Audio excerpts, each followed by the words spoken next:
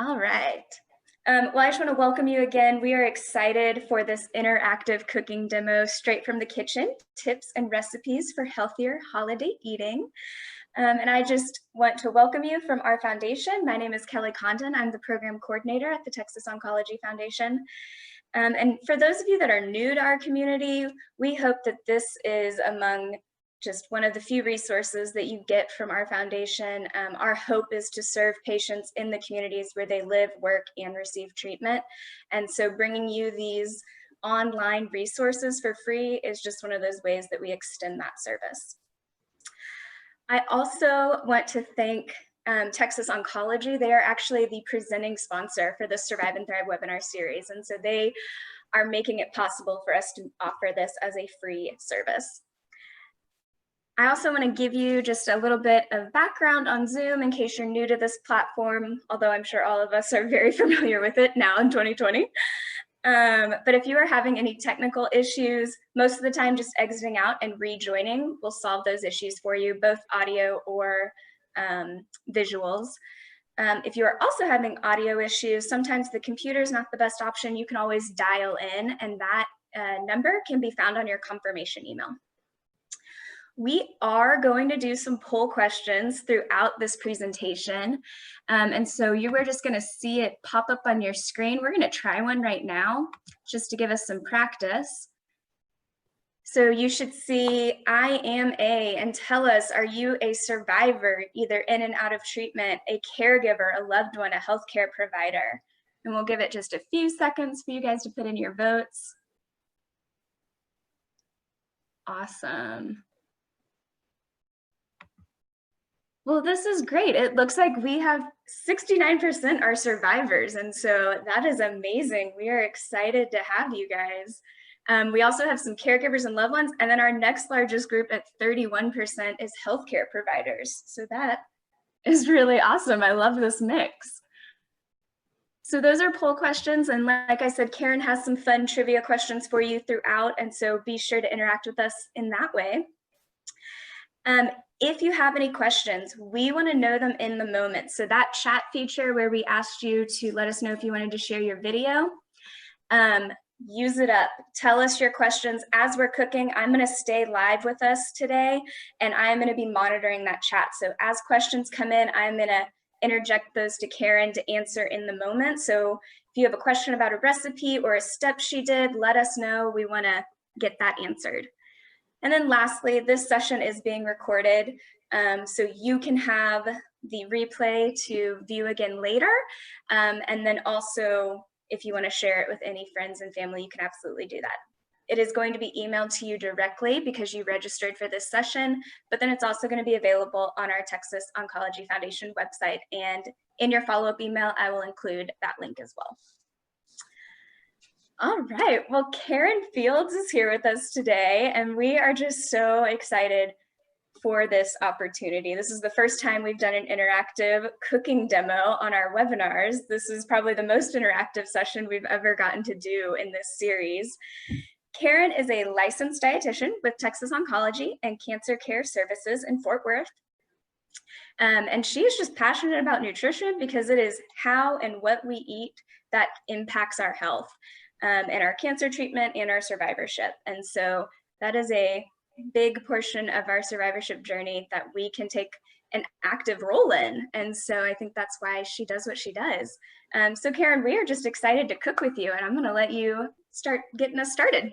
Well, perfect. I'm so excited the poll questions worked, and I'm glad that was your first poll question. It's nice to know who I'm speaking to.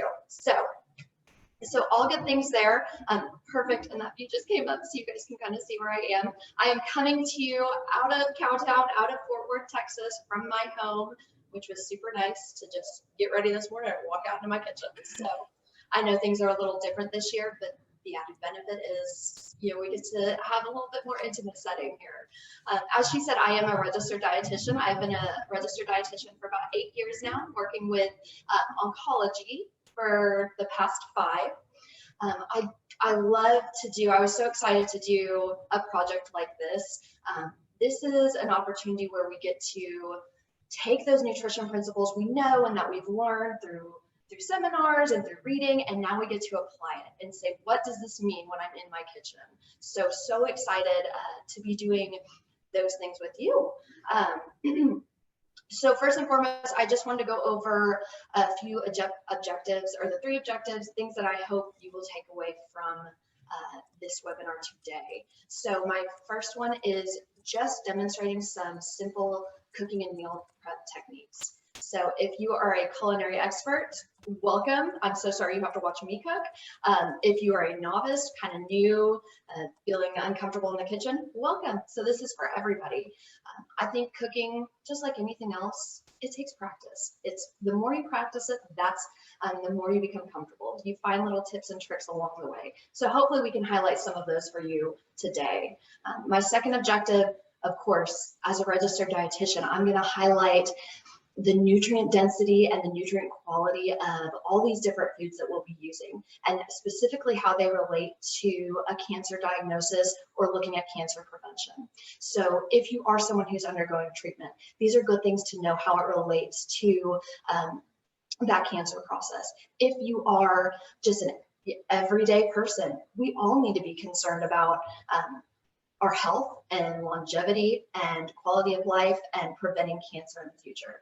And so I love to say that food and nutrition, this is kind of one part of your treatment or one aspect of health that you are in control of. You know, you don't always get to pick what diagnosis you get, what your specific chemo agents are, but you do get to pick what you put in your body. So hopefully we'll highlight some good things about the foods that we're eating. And then lastly, if you are a caregiver or undergoing treatment right now, I will highlight some symptom management and how some of these recipes can help with certain symptoms that often come up during cancer treatment. So we will do that. I also kind of highlight some tips on, again, shortcuts and things to make it easier, especially as if you are diagnosed with cancer, fatigue can be a major problem. So finding quick, easy ways and shortcuts to help you still enjoy cooking is kind of what we want to do here. So that's what we will be doing. A few just notes before we dive into these recipes, which I'm excited. The first one is, if you are not familiar with AICR, that stands for the American Institute of Cancer Research. I'll be highlighting as we go along guidelines that the AICR has come up with, and they have done this through pretty much culling through several different research studies and doing systematic reviews, and they have come up with these specific nutrition guidelines to help us with the prevention of cancer. So you'll hear me highlight them. You can always go to aicr.org once this presentation's done and look for yourself. They have a lot of free resources and a really good nutrient database on cancer fighting foods. So just a little FYI there.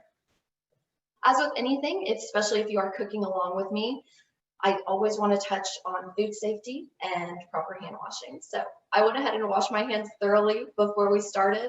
So just a gentle reminder, go ahead and wash your hands. Food safety, making sure you're buying things from a reputable source. We're not using things that's out of date. If you are going through cancer treatment right now, being immunocompromised is a serious concern. With the current state of the world right now, I think we should all be concerned. It is still cold and flu season, and then now we throw a pandemic on top of it. So doing your part to make sure you're not getting sick from cross-contamination or foodborne illness will help. So washing everything really well, buying it from a reputable source, and cleaning your kitchen. So a lot of people, remember to wipe down those counters or wipe down the handles to the refrigerator. Just a gentle reminder to always stay safe in your own home. Perfect. So starting with these, you will get the recipes as we go through. The thing I always say about recipes, use them as a guideline. If there is an ingredient that you don't like in a recipe, that doesn't mean you don't cook the recipe. You can always switch things out as you go. For example, our first one, this salad, we're going to use sweet potatoes. If you don't like sweet potatoes, maybe you use butternut squash instead. Maybe you take them out completely. So use it as a guideline. It's just a base or a skeleton to get you a recipe that you'd actually like to eat. Another thing about recipes, read them through. So the first step in every recipe, read them through completely before you start. Especially with Thanksgiving. I mean, you don't want to be a day of Thanksgiving reading through a recipe and realize, oh, this had to sit in the refrigerator for 8 hours. So just do yourself a favor, read it through, make sure you have all the ingredients there in your home. The last thing I'll mention before we get started, I promise we're going to cook. I'm not just going to talk. But it is a French cooking term. It's called mise en place or mise en place. I do not have a French accent, I'm sorry. And all that means is everything in its place. So before you get started, you want to make sure you have all the ingredients and have them at arm's reach. So everything has its place, you're organized, ready to go. I have been accused before by my husband of, I don't know if you've ever seen the Muppets, but the chef on the Muppets who just throws things everywhere. I mean, I've been known to do that from time to time. So as long as you're not running around the kitchen, like having flour on your hands and making a mess, just everything in its place. So, all right, first recipe, here we go.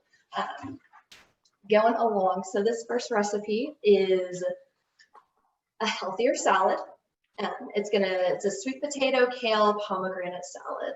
So a few highlights with these, we're using a lot of in-season fruits and vegetables. We're using a lot of in-season ingredients. The pomegranate is in season, you'll see it right now.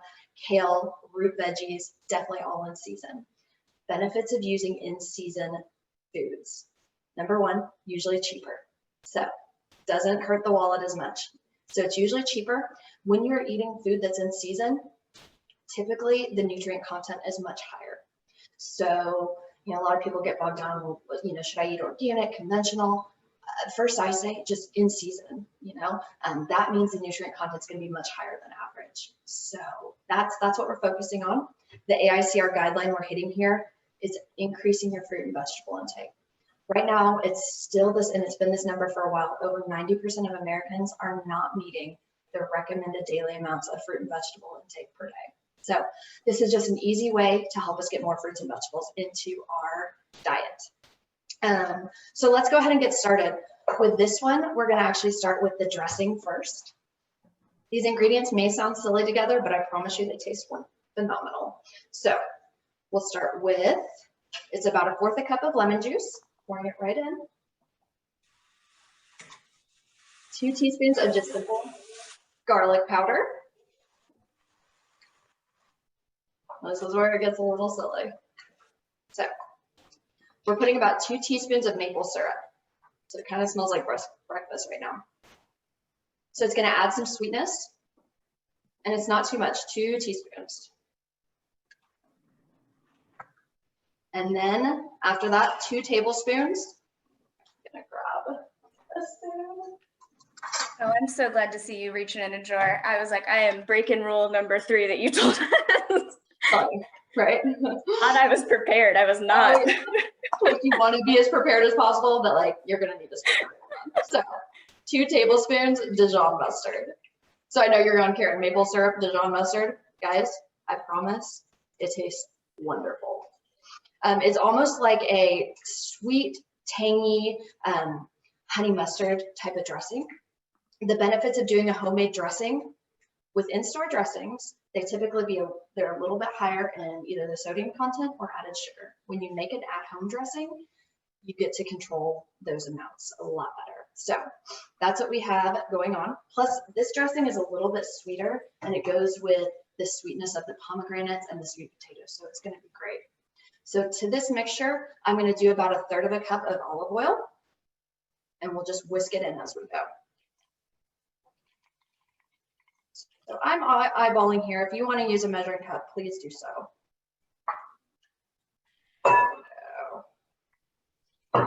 Okay. That was my coffee maker going off. I'm sorry. Good morning. So just whisking away, you can see it almost gives it a nice creamy texture, but it's still pretty light vinaigrette. So I think I need a little bit more olive oil. And you can already smell, like you can smell the Dijon, you can smell the sweetness of the maple syrup. So good. Okay, so that is all nice and mixed together. What we're gonna do, I already have about 3 cups of kale. And so why I'm doing the dressing first, kale is wonderful in season, but it's very dense, it's very fibrous. So if you take time to marinate the lettuce in the dressing first, it kind of softens things up. So that's what we'll do right now. I'm going to pour most of the dressing into the salad. A little bit of a mess. And then I'm just going to kind of fold the dressing in to just let the lettuce soften. But the recipe I gave you calls for baby kale, which is a little bit softer. Like I said, recipe is a guideline. The baby kale did not look good at the grocery store, so I got a spring mix and then some regular kale. Kale is. I was about to say, I am not a kale fan, so I ended up getting a spring mix. I was going to ask you, is there, any difference or what you would recommend? Sure. Yeah, so certainly. So with baby kale or with kale, the vitamin K content is very high. You'll get a lot of vitamin K in any leafy green, and that's a fat-soluble vitamin that helps your blood clot. It has a great source of a non-heme iron, which is a plant-based iron. Actually a ton of vitamin C, vitamin A, carotenoids, all in here. This is considered a cruciferous vegetable too. There's been a lot of research with cruciferous vegetables as well in the prevention of cancer. So really good thing to add. Now, if kale is not something that you typically like, use a spring mix. You're still going to get some great fiber. So you can see the lettuce is getting real soft. So I'm going to start adding in our other ingredients. This actually will bring us, I was going to say, we actually did get a question. If we are choosing to use other greens like spinach or a spring mix like we are, does it still work with this dressing, or does this dressing, because you were talking about it softens? Yes. Mix it in earlier. So the dressing would still be phenomenal to use because everything's real sweet, but I would add the dressing at the end.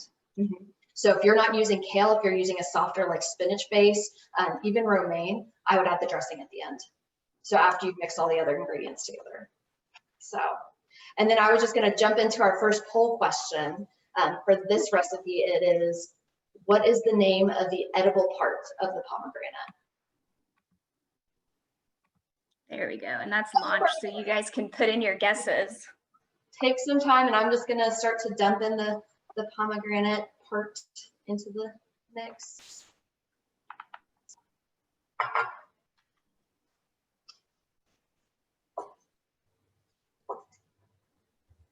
Awesome. Thank you guys for putting in your answers. So 11 people said the seeds, and 5 people said, I'm going to pronounce this wrong,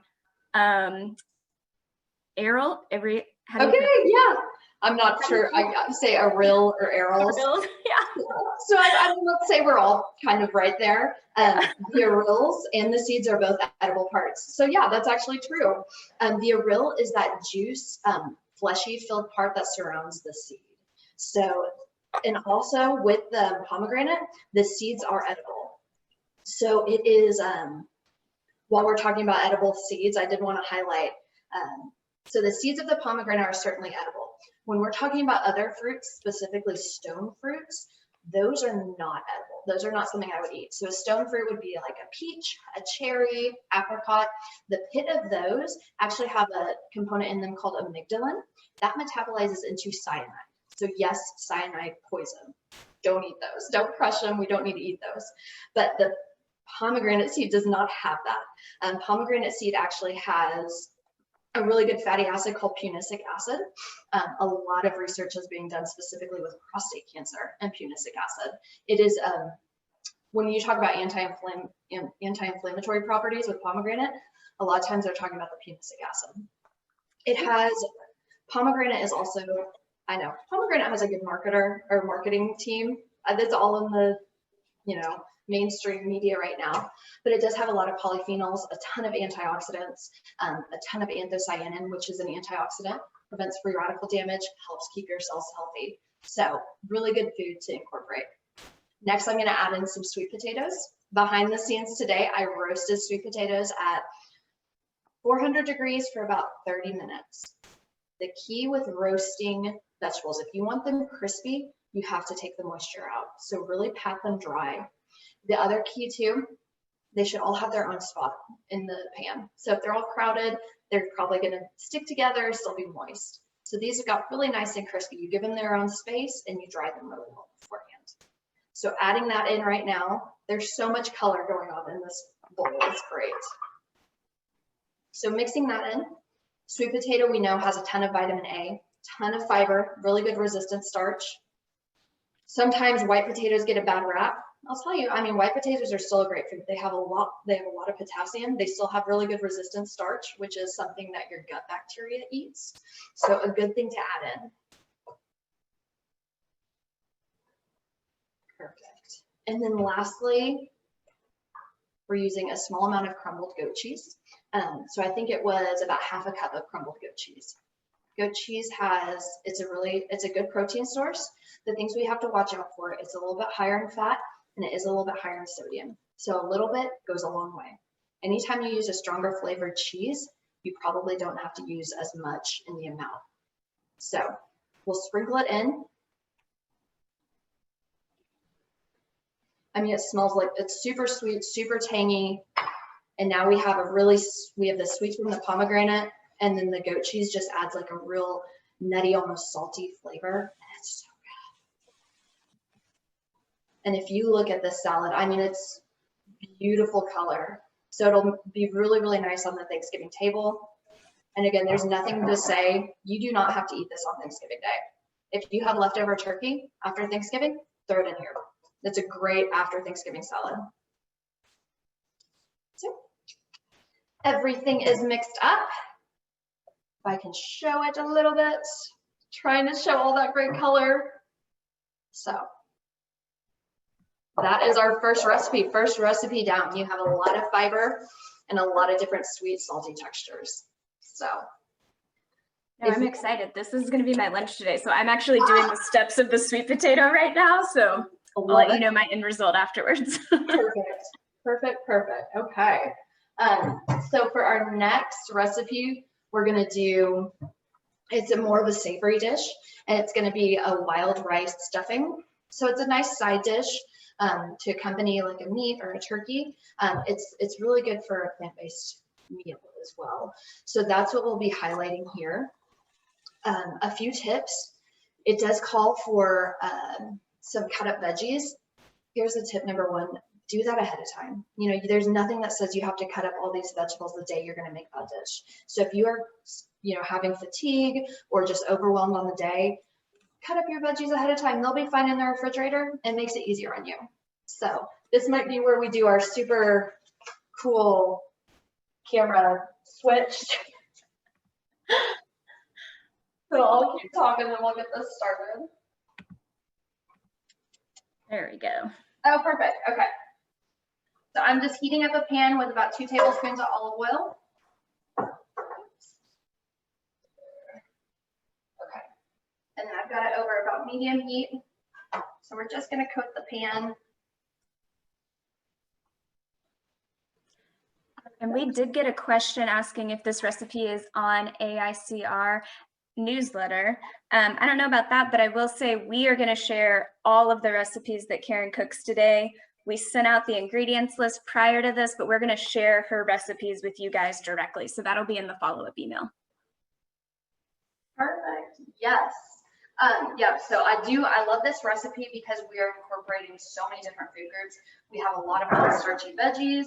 We have a little bit of protein from the nuts. We have a whole grain from the rice.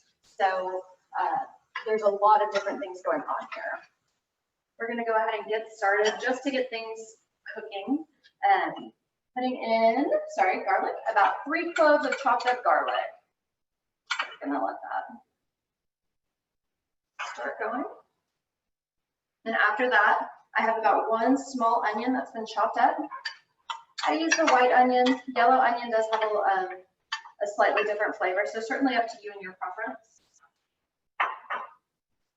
Kelly, you guys can hear me okay? Yeah. You couldn't hear me because I was muted, but I said, yes, we can hear you. Oh, perfect. Okay, great. Then 2 stalks of celery going right in the pan. I just want to get all of this cooking and then we'll kind of talk about what's going. And then I did probably like 1 small to medium carrot. Perfect. We're going to start letting these things cook down a bit. This is also highlighting another French cooking term. this ratio with, it's 50% onions, 25% celery, 25% carrots. This is a term called mirepoix.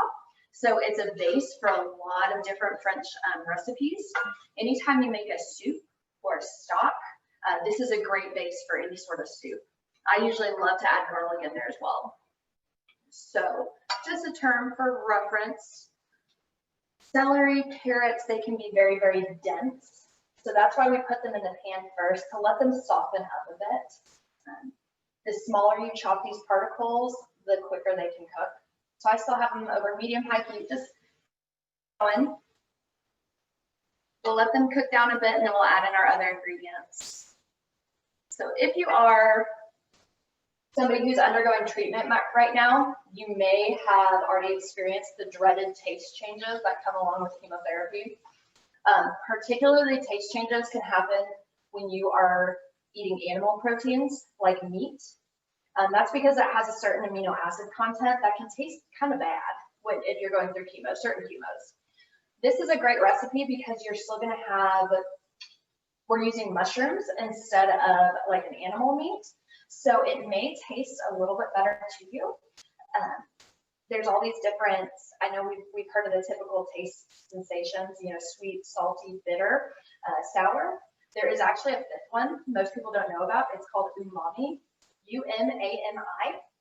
And really what they say, a perfect example is mushroom. It gives you like a meaty, savory flavor. So you may play around with the mushrooms if you're having taste changes. A good thing with taste, especially if you have a bland taste, is to ramp up the texture in your food. So having a bunch of different textures within your meal can be helpful. So we're going to have a lot of different textures in this dish too. So we'll go ahead and let this cook down.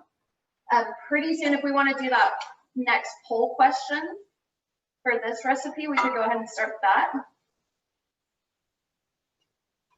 And it is, what is the difference, if anybody knows, between an herb and a spice? And I think this is the write-in. And for this one, yeah, write in the chat your thoughts.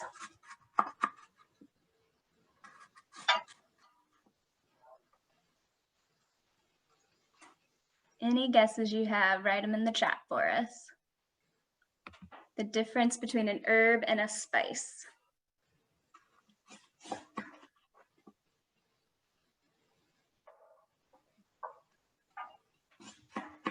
All right, we got one person said an herb is fresh and a spice is dried. Love it.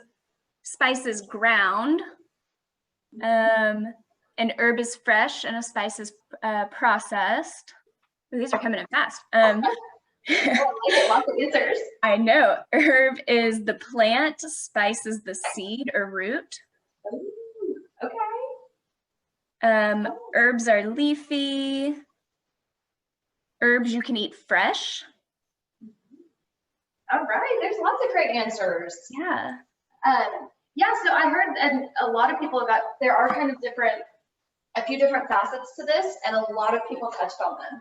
So an herb, it's typically fresh, but not always. And an herb is usually the leaves or the stem of a plant.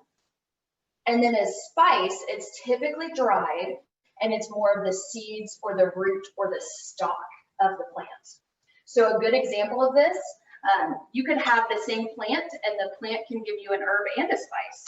So for example, cilantro and coriander, it's a good example of this. Cilantro is the herb, which is the leaf of the plant, and coriander comes from the same plant, but we consider it a spice, and it's the seed of the plant. So with dried herbs, I typically add them earlier on into a recipe. That way they get time to kind of release their fragrance. And then with fresh herbs or spices, you add them towards the end of the recipe so they don't just wilt away. Dried herbs tend to have a little bit of a stronger flavor. So while we were doing that poll question, I'm gonna turn this down.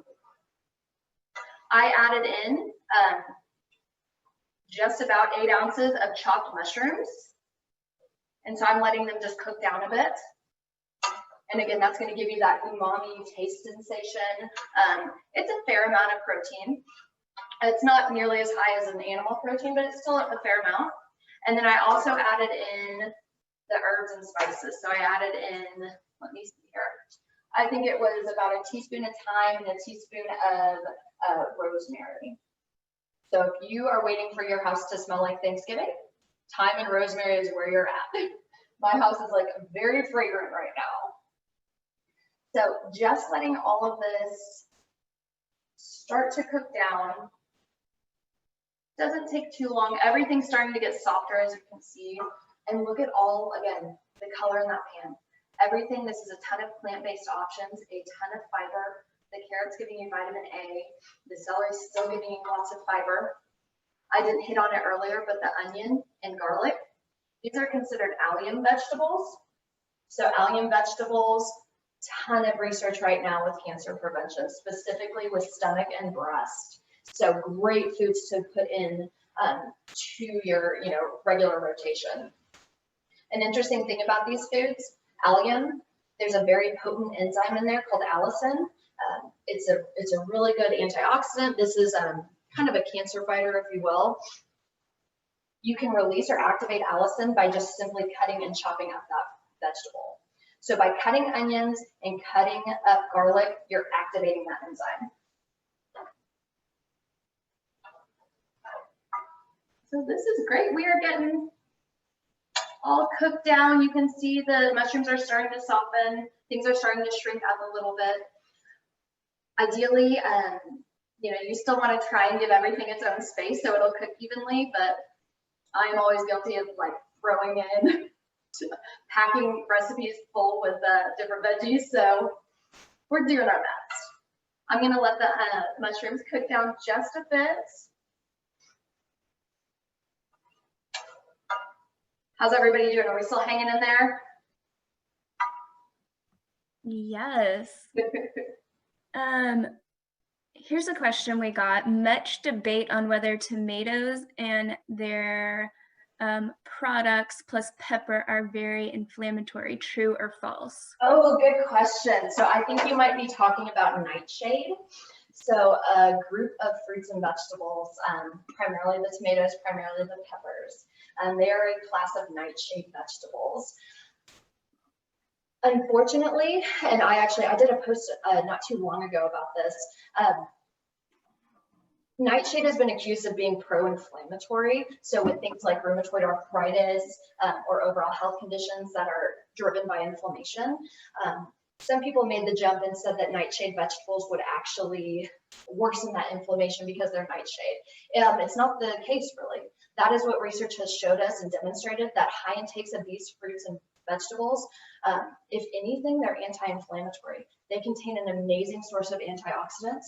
They contain an amazing source of fiber. So really the research does not support that.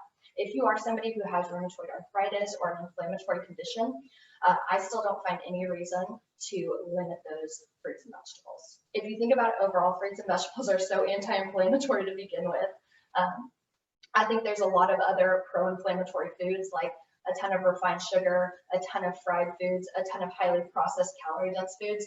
I think that's going to cause more inflammation than those types of fruits and veggies. But I love that you brought that up. Mm-hmm. So this is starting to cook down a bit. I'm going to turn,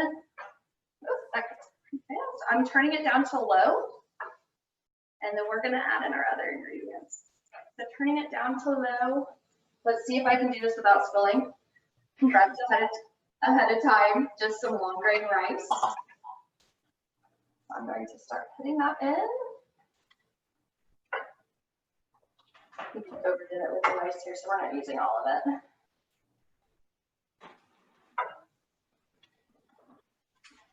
So long grain rice, certainly a whole grain that we can use. If you would like to pump up the fiber a little bit, you could also do this with some quinoa. You could add in some lentils. That would certainly up the fiber and the protein content too. And you'll see the fluids that have been released from the carrots and the celery. It's almost going to give a nice little coating to the rice. So adding that in. We have to heat just a bit. Next, slivered almonds. Gives you a really nice, earlier when I was talking about different textures, The slivered almonds are going to give a ton of just a crunchy texture to this.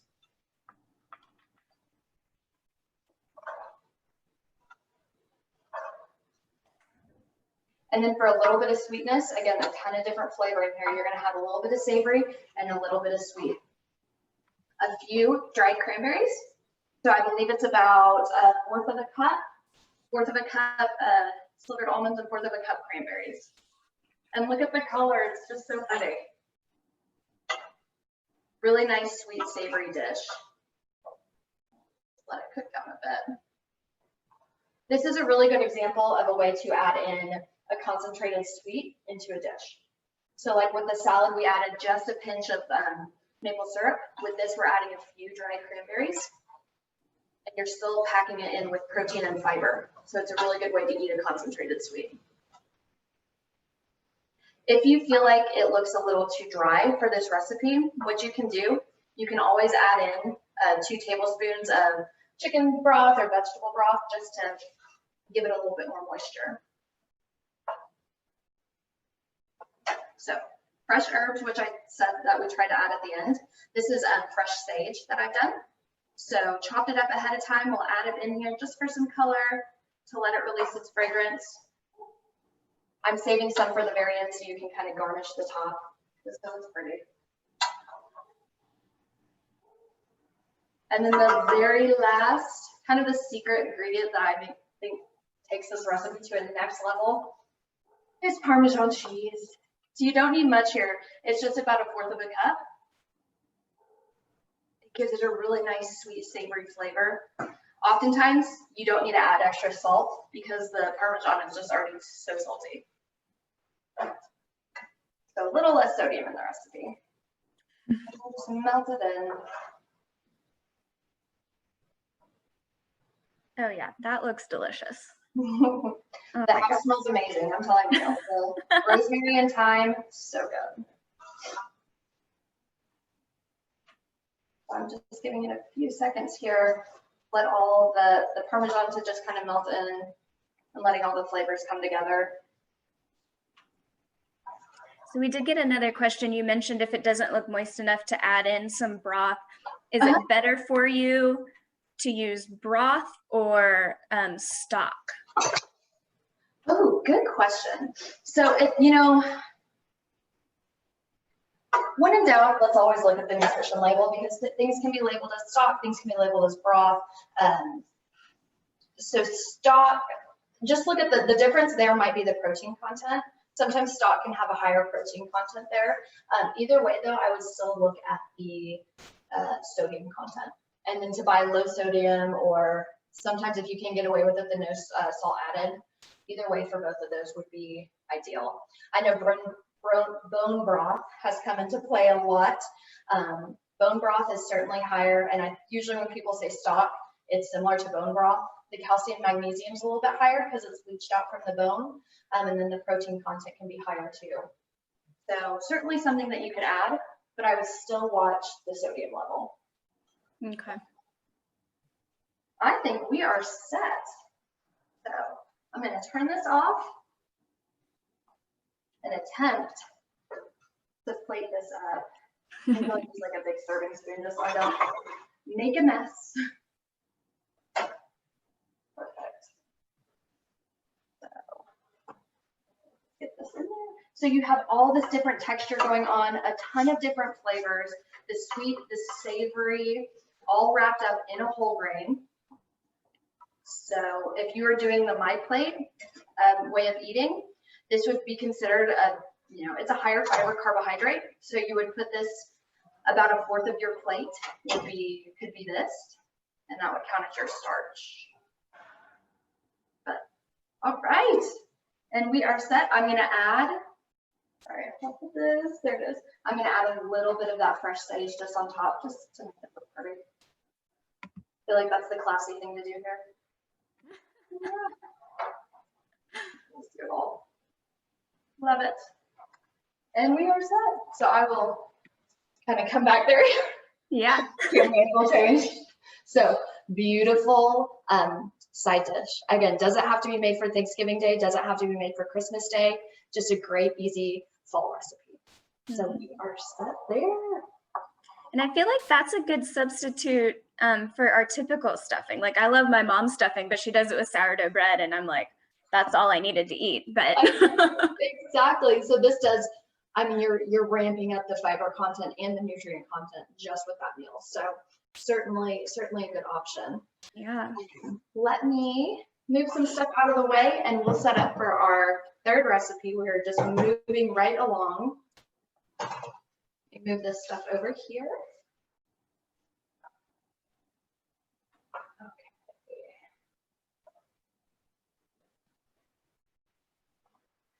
Okay. So we've got a question. This is kind of jumping ahead, but while you're setting up, you can speak to it. Tell us your feelings on having a glass of wine with dinner 3 to 5 times a week. Oh, I love it. You're right, it is jumping ahead. So I'm so glad you brought that up. So the holidays, and disclaimer, I mean, Thanksgiving, Christmas, it's one day out of the year. So when we're talking about eating these decadent sweets or decadent, mom stuffing, enjoy food. Food is meant to be emotional at some level. Food is kind of what brings us together. I think this year we need that more than anything. So I don't want anybody to be too hard on themselves on these specific days. So it's one day out of the year. 2, towards alcohol. Yes, so I'll try and briefly cross it because our last recipe is going to touch on it too. Ethanol is a carcinogen, so it does. A carcinogen is something that can raise your risk, of cancer. It's just something extra for your liver to metabolize. With the AICR guidelines, as when it comes to alcohol, it's limiting it as much as possible. I'm a red wine drinker myself, so I think keeping it to minimal levels and hydrating in between is certainly the best way to go. I wouldn't either, I did this for a while too, but I wouldn't tell myself that I'm drinking the red wine for its benefits. Yes, the resveratrol is a good component. You have to drink a lot of red wine to get benefits from that amount. So just call it what it is, it is kind of giving us a little carcinogen, but your liver metabolizes it. And mainly if we can keep it as minimal as possible, it's probably better in the long run for us. So, but we'll kind of come back to that topic too. Yeah. And it's hard because I know for a lot of families, alcohol is kind of surrounds the holidays. So making those decisions can be difficult. Hopefully at the end though, we'll give you a nice little option for it too. So, or a nice little substitute for it. So coming into our next recipe, which is baked pears with walnuts and honey. This is meant to be a play on the sweets, the desserts, all that decadent good stuff that comes around the holidays. The things that we tend to feel bad about, that, oh, I ate too much concentrated sweets. This is a great recipe to feel good about it. And it's higher fiber, a lot less calorie dense than the other things like pumpkin pie or sweets, cakes, cookies. And you're getting some good nutrients out of it too. So one thing certainly we'll touch on. Before that, I did want to touch on ways to make easier navigation in the kitchen. So for those who have to cut up, doing a lot of cutting, chopping, you may have a cutting board. You always want to make sure your setup is good. So sometimes you'll have a cutting board and look how easy it swivels around. So you want that can be dangerous because you could cut yourself, things could fall off on the floor. So to stabilize it, a nice trick, you take a small dish towel and sorry, I kind of went out there. Just a damp dish towel, just rinse it off and then lay that on your countertop. Some cutting boards don't slip, which is great, but if yours does, this is a wonderful option. So a damp towel underneath, cutting board on top, not moving, so a lot safer for you. Coming, I guess, our next question, as I pull out the chef's knife. If you want to throw it up there, it's, I guess, which is more dangerous, a dull knife or a sharp knife? Let us know your thoughts. That poll question is up. Oh, everyone is just coming in hard, dull knife. I guess that was kind of a leading question. Yes. So you're right. I thought some people would fall for the sharp knife, but A dull knife is what we consider to be more dangerous. If you have not sharpened your knives in a while, it might be a good idea to do so. We tend to always be a little bit more careful around knives, but if your knife is dull, what's going to happen, you're going to press down. You're going to put a lot more pressure to cut something. If your finger is in the way, or if your cutting board slips, it could be a dangerous thing because you're putting on a lot more force. So always make sure your knives are sharp.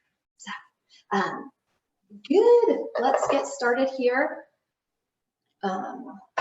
So to start with this recipe, nice pear, just a nice little pear. The trick with the pears, you want them to be somewhat ripe. So the riper the pear, the softer it's going to cook up. Sometimes if it's a really green pear, it could still be a little hard after it comes out of the oven. So just keep that in mind when you're choosing a pear. I'm going to cut it in half. Maybe it would help if I took the sticker off too. I did wash it, I just didn't cut it, take the sticker off. So you just have two pear halves right there. I'm almost embarrassed to tell you, this little handy tool, the recipe calls for a melon baller. This was in a pumpkin carving kit that we got when we were carving pumpkins. It works great as a melon baller. So you just want to core the inside and take out the seeds. So you just pour it right there, taking out that middle part.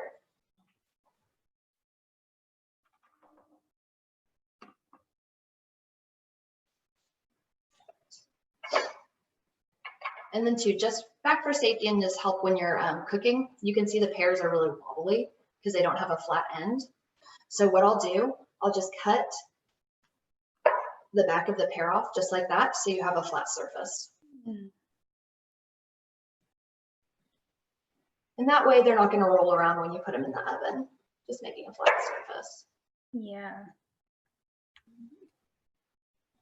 Okay. Moving over. So I'll pull in what we're going to put them on.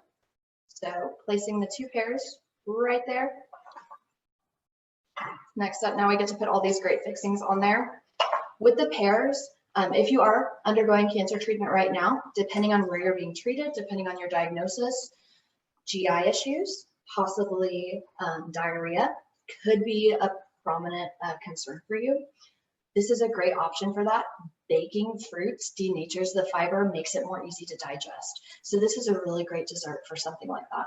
If you're having a lot of tummy troubles, baking the fruit, making it easier to digest, great option for you. So we're going to add in some cinnamon, just sprinkling it on. I believe this was 1 teaspoon.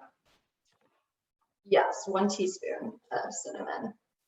A beautiful like fall flavor here. It's going to be great. And then 1 tablespoon of honey. So just to add some sweetness. Again, another perfect way to use a refined sugar like this because you're adding fiber with the pear. And you just sort of drizzle over the top. I love how my kitchen is smelling right now. It just smells like fall. So great.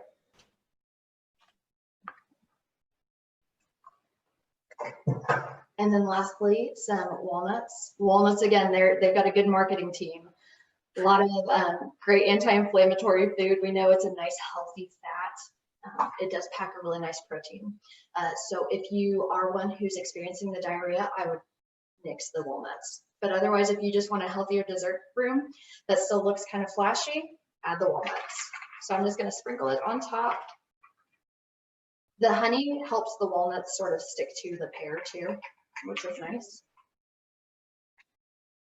Putting the walnuts on before you stick them in the oven, it gives it a really nice roasted flavor. So it almost tasted like toasted walnuts. So great.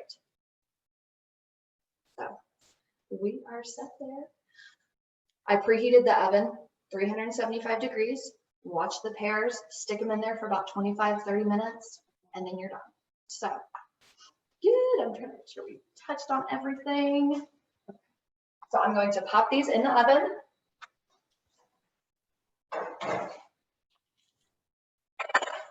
And then magically, in true cooking show fashion, they come out immediately. So I did do some ahead of time. Mine were, it was perfect because the pears were just the right amount of ripe. So they turned out really, really soft, which is great. So I'm going to plate these up. You can sort of, I'll show them to you when I get them plated. Everything's toasted. Another. Oops, I don't know there. So then for the final touch, an option to add if you want to ramp up the protein content, you can add some vanilla or plain Greek yogurt, and it just gives you more of the protein content. So if you use a lower fat, it keeps the calories down, and then if you choose to use the Greek or Icelandic, the protein content's a little bit higher. So you can just stick a small dollop of yogurt right on top while the pears are still warm, and then it's, I mean, it looks really nice, and then it's just a little bit of decadent dessert. So I have yogurt everywhere.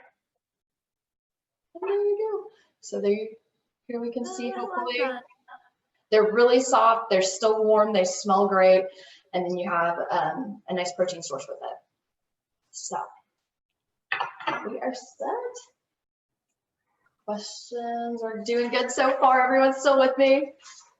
Yes, we did get one question. And Sandy, maybe you could elaborate a little bit more, but it says butter or margarine or olive oils for daily fat. Good question. Yes. So it kind of depends on what we're looking for and how you're cooking. So olive oil or vegetable oil is sort of my go-to with cooking. You cannot, if you're like frying, you don't want to use olive oil because it has a very low smoke point, which means it can burn really easily and turn the fatty acids.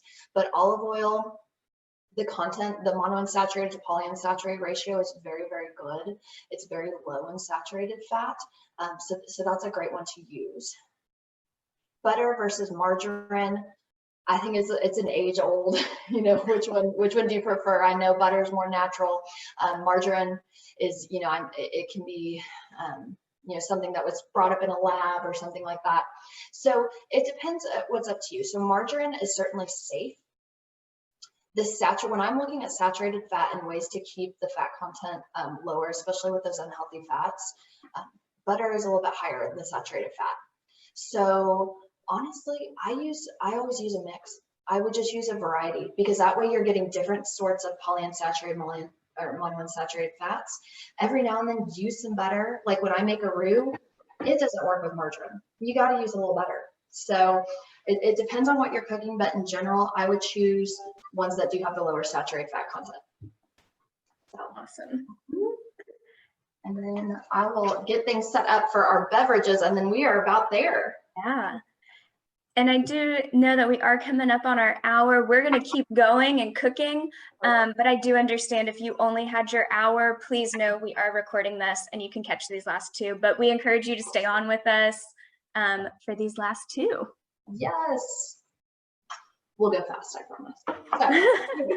So this is just setting up. I like to do a smoothie when we talk about healthier eating. Just everyone likes a smoothie. Sometimes if you are having, typically with certain people going through cancer treatment, is particular to the head and neck, difficulty swallowing can be a problem. That is hard during the holidays because you still want to partake and participate and have these great holiday flavored foods. So having a smoothie that has a nice fall flavor, like we're using pumpkin puree, it's a great option to still include your loved ones. If you're trying to lose weight and you're using smoothie as a breakfast, this is a great option. You can ramp up the protein content while still keeping calories low. If you're one who needs to gain, smoothie, great vessel. We can ramp up the calories in any sort of smoothie. We can add protein powder, we can add full fat milk, so we can get the calories and protein up in order to help you gain. So it's a well-rounded, just good thing to have in your recipe list. So once we start, I didn't use a frozen banana, I just went ahead and used a fresh. So we will put in our fresh banana.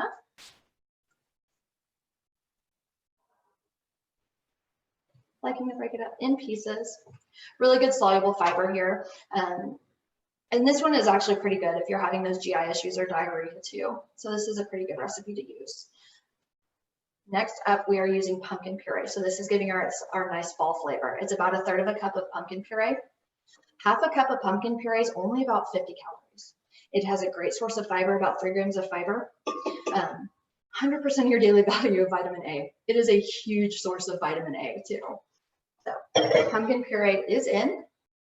And then just to add, the oats will give it a nice texture. It does ramp up the protein content a little bit. So it is 1/4 of a cup of oats in there.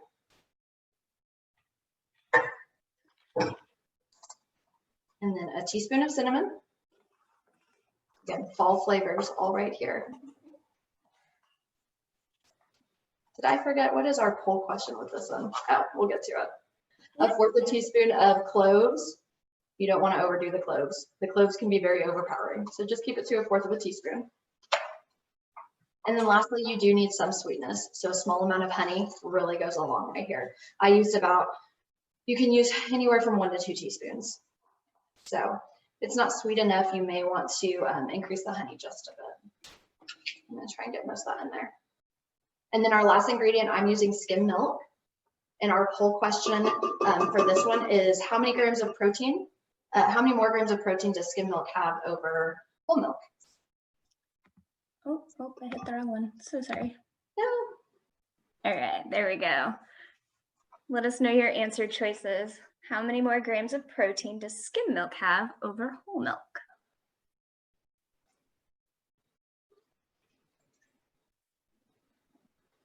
So it looks like we are kind of split. A few people said there is 5 grams more in skim milk, and then 10 people said they are the same. Oh, I love it. Okay. Yes, this was a trick question. So when it comes to our milks, as far as cow's milk goes, the protein stays the same. You're always getting about 8 grams per cup. The one thing that does change between skim, 2%, and whole milk, it's the fat content. So your fat content and overall calories will change, but the protein content's about the same. And when we're talking about non-dairy milks, check the label. Usually almond milks and other brands of nut milks, the protein content is much lower. So usually with almond milks, if they haven't added protein to it, it's about 2 grams. There are certain brands of cow's milk that have been ultra filtered, where they have ultra filtered the milk so that protein content can be a little bit higher. I've seen one at like 13 grams of protein per cup. But it's always a good thing to look at when you're looking at these milks, especially if we are needing to increase protein because of either a surgery or undergoing treatment. So because I didn't use a frozen banana, I am going to add just a few ice cubes to the blender. And I did pour in, while we were answering the poll question, I did pour in 1/3 of a cup of milk. So I'm going to blend this up. Fair warning, you may want to turn down your volume just as I put the blender on. So I will put this back and be back in just a second.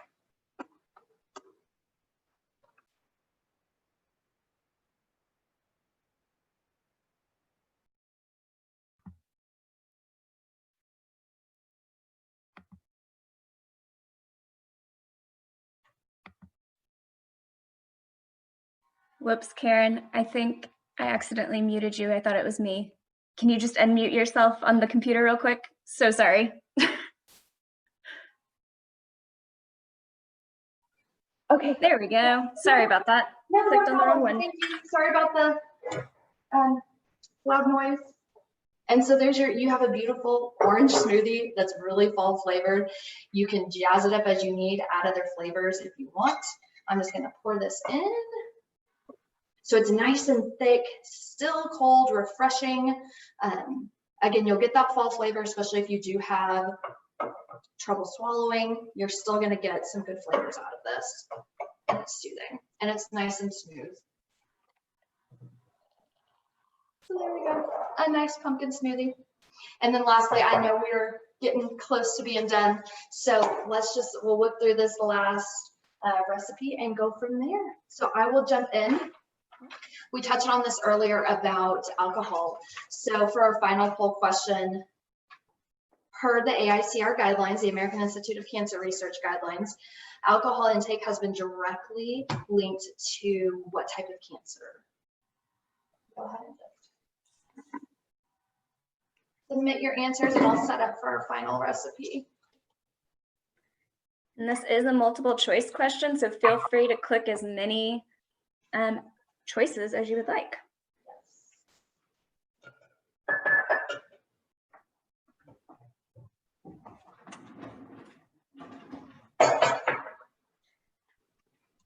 Oh, awesome. So the majority say liver, and then breast is a close second. Colorectal, stomach, oral, and esophageal is all pretty close after that. Okay, I love it. Well, we are all right. So we know that alcohol intake has been kind of linked to cancer overall, but specifically to 6 cancers. So that's breast, mouth, esophageal, stomach, liver, and colon. So just good to know. And remember, it all goes back to ethanol is a carcinogen. Yes, we have a liver for a reason. It's supposed to neutralize those threats, but taking too much regularly can increase our risk. Not to mention, it can be dehydrating. It also lowers your folate, and in severe cases, it can lower your thiamine levels overall. So you don't want those nutrient levels depleted, especially when you're trying to boost your immunity. This is a great option. It's a hydrating apple cider punch. This is a great option. Like I said, a lot of our families, alcohol is a part of the holidays. Having this option ready for you, or maybe you're undergoing treatment and you've been told to drink so much water and you just need some variety, go for it. Maybe we can try this. It's still non-caffeinated fluid. So it just gives you a nice option as an alternative to where you can still feel fun and festive, but not really increasing your risk as much. For somebody who has nausea, this might be an okay option as well. It does have some carbonation with it. Nausea can sometimes be improved by or worsened by carbonation. So it just depends on how you are, but it could be an option for you as well. So getting started with that, we'll start off with, it's just under 1/3 of a cup of lemon juice. So we'll start with the easy stuff. Pouring in the lemon juice. I cut down the recipe that I'm sending you just because I don't need a big amount. So I just have some simple non-flavored sparkling water. So it's less calorie dense because it's not just straight juice. So I'm going to add in a little over 2.5 cups of sparkling water. Pour them in at the same time since it's taking a while.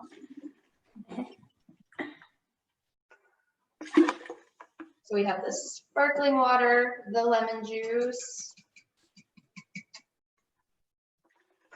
and then apple cider. If you're having trouble finding it, because I did, I ended up finding it in the grocery store.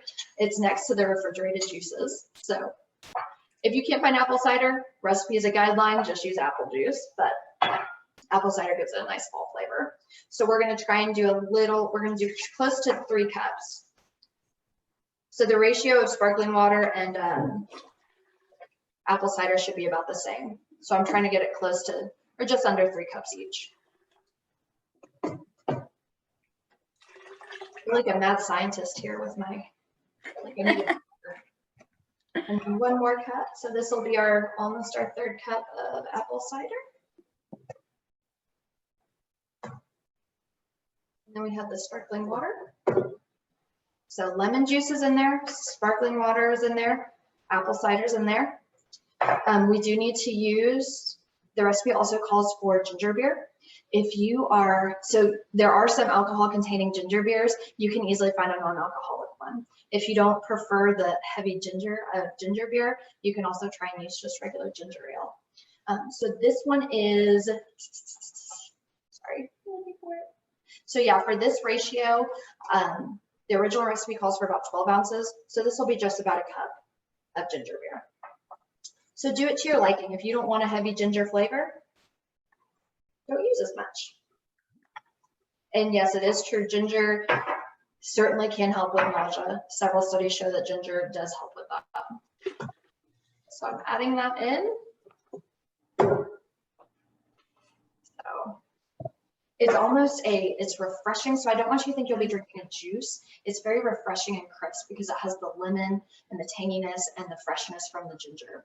So a lot of different flavors going on here. I'm going to add some ice.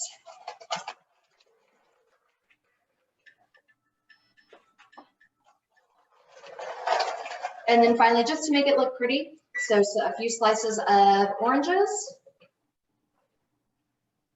And finally, some apples. If you have time and if you're serving this for your family, I would let the apples and the oranges marinate in here for a bit, just to let the fruits release their juice. And then you have just a really, really fresh, sweet, tangy, but also still very pretty punch. I think we are about set. So just a little over an hour, we went through 5 recipes. So you have an option for a hydrating punch. You also have your option for a healthier dessert with your pears. We have a great smoothie that we can dial up the calories, dial down the calories as needed. Really good for swallowing difficulty. You have a wonderful high fiber, plant-based side dish in our wild rice stuffing. And I'm really packing up over here. And then finally, that super colorful salad that we first had. So lots going on here. This is amazing. This has been so much fun. Thank you for cooking with us today. No problem. There were a few other questions that were kind of jumping back. So I wanted to let you finish those drink recipes, but if we have a few minutes, I'm going to ask them to you if you're okay with that. Absolutely. Awesome. So this was going back to those olive oils and the butter and margarine when you were answering that question. Yeah. And I actually wanted to ask this question, so I'm glad that Sandy asked it. But what about the avocado oils? I know that that is one that I kind of transitioned to. So what are your thoughts on avocado oil? Avocado oil, yes. So you still have to check the smoke point. I don't think avocado oil has a super high smoke point, so you have to watch if you're like deep frying, which hopefully we're not doing too much. But the avocado oil specifically, it's a great source of polyunsaturated, monounsaturated fat. If we want in the references, I have kind of a fats and oils chart, and it shows you the different ratios and how the fats kind of stack up against each other, and their ratios of monounsaturated to polyunsaturated, and then how much saturated fat they have.